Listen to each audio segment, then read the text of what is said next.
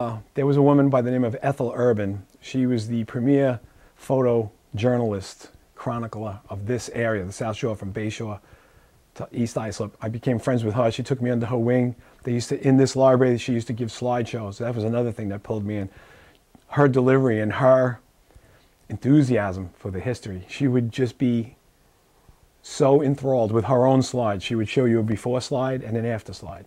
Then some of her slides, they would show you what it was today, and it would lead up. She would have several slides leading up to it. And her squeaky little voice and her, like I said, her gregarious demeanor pulled everybody in the room into history. That's probably the biggest thing of why.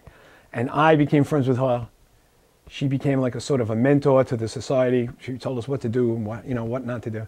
And when she was over 100 years old when she died, and she was still going strong. She was doing a book on forgotten lighthouses when she died. We purchased, she had a huge slide collection, probably 5,000 slides of just our area from Bayshore to Islip. So she sold the entire collection to Bayshore Historical Society, and then they kept it for about 8 years. And in their wisdom, they decided to sell the Islip portion to Islip, the East Islip, Islip Terrace and Great River portion to us. So I sort of got, and we have the biggest chunk. We have 2,700 of her slides. And I feel like not that I owe her a responsibility, but she's smiling. She knows that I have them, they're okay, and we've archived them, and we use them in every calendar. We use them everywhere. They're an unbelievable resource of historical facts. At the same time that she was taking these pictures, she would knock on the doors and go in the houses of these people. Well, this is in the 60s, right, when everything was going down. They were knocking down everything, putting in housing tracts and everything. She spoke with a lot of the residents of these mansions, whoever they were, the surviving family or the last families. And most often than not, they would give her family pictures to copy. So that's in her collection. Also, she had a tape recorder. And if they were willing, most of them were, because she was this squeaky little sweet woman, she recorded them. So I have about probably, I don't know, 100-something hours of audio tape that I haven't even gone through. So that's part of her collection too, all of that stuff. So we have 3 people that are working on her collection to bring it to the membership. The hardest part was scanning all those slides. It took me about 2 years in my spare time to scan all those slides. But I use them for everything. I use them for the newsletter. We use them for the website. We use them for, every couple of months, we do a call out, because a lot of them we don't know what they are.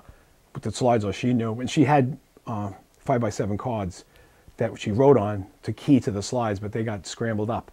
So what part of the job of ascensioning her collection is attaching the cards to the slide, to the image. So every couple of months, we'll have a call out where we'll just show the slides, and people from the audience, people know, the old timers, will call out what it is. And that goes into the record too. So it's very interesting. Ethel Urban was a big part of this organization's beginning, and she was a big part of my life too. As an aside, she had a fight with her husband in the 50s. She jumped in the car, drove herself to Yosemite, took a bunch of pictures just to cool out, yeah? All the way across the country in the early 50s. I'm pretty sure that's before the interstates, right? Probably. Early 50s? That's what kind of woman she was. Little squeaky woman. Yeah, little person. Her uncle, you know Mile a Minute Murphy, you know that story? The guy that tried to pedal as fast as a Long Island Railroad train? No, I didn't know. He was on a bicycle on a platform, and he was right in an alcove of a car. It was a setup thing. It was a publicity stunt for the Long Island Railroad and Mile a Minute Murphy. His bike they're trying to get his bicycle back to Long Island. But her uncle drove the train for Mile a Minute Murphy. Her other uncle was with Admiral Perry in the North Pole. That's So awesome. yeah, well, when you're 100 years old, you got a lot of stories, right? There's a photographer's angle here too. She had not an expensive Leica, but a good German camera. And like I said, when the homeowners would she would copy on a table. Nothing was curled on the edges. There was no parallax. It's very hard to copy pictures. Forget about keeping them straight, but the exposure. And I have evidence of everything she did was absolutely perfect. Perfect exposure on a table in somebody's living room.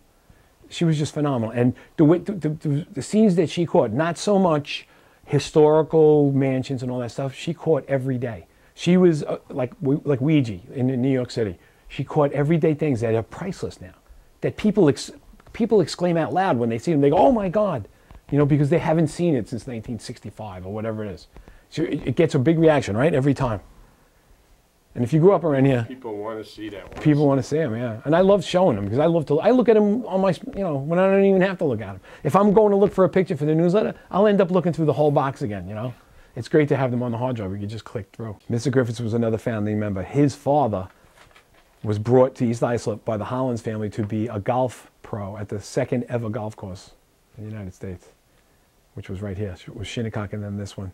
His father also taught Marion Hollins, who became a female world champion, and she designed Pebble Beach, California. There's another story there. She was one of the few women that could handle a four in hand. It's hard to control 4 horses at once. And she was one of the few. They would do carriage races from here, carriage races from the city to here. That's pretty far in a carriage, 60 miles. And she was one of the few females that could do it. One of the other more prominent people that lived in East Islip was Charles Lawrence. He was the founder of the Wright Whirlwind engines, airplane engines, that were used on Amelia Earhart's plane and Charles Lindbergh's plane when he flew nonstop to Paris. He lived in what had been the Hollins house, and we have records of more than once Charles Lindbergh and Amelia Earhart going down to his house and spending time there and dinner and, you know, the weekends and stuff. So Percy Williams too. You get the old actor. Percy Williams was an old vaudeville movie theater actor who ended up owning a huge chain of vaudeville theaters and then movie theaters in New York. He owned the Albee theater chain, and he bequeathed his mansion. He bought a mansion out here right on the river, and he bequeathed his mansion after his death to be a home for indigent actors. But famous actors. Well, I can't think of some. There aren't really, not anymore. Guy Kibbe is the most famous. Yeah, right. In his will, it stated they had to be treated, they had to be accommodated in the lifestyle to which they had become accustomed. So they had butlers, and they had maids, and they were treated like royalty until they died. Beautiful, yeah.